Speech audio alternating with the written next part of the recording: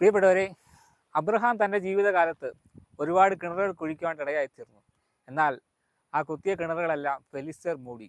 എന്നാൽ അബ്രഹാമിൻ്റെ കാലശേഷം മകനായ ഇസഹാക്ക് കിണർ കുഴിച്ചപ്പോൾ, പല കിണറുകൾ പല ദേശത്തും കുഴിച്ചപ്പോൾ അതിന്മേലൊക്കെ അവകാശം പറഞ്ഞുകൊണ്ട് പലരും വരുവാൻ ഇടയായിത്തീർന്നു.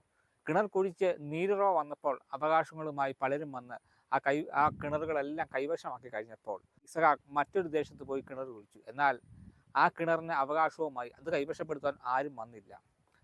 ദൈവം എനിക്ക് ഒരു ഇടം ഒരുക്കി എന്ന് പറഞ്ഞ് അവൻ ആ കിണറിന് രഹബോത്ത് എന്ന് പേരിടുവാനായിട്ട് ഇടയാക്കിയിരുന്നു.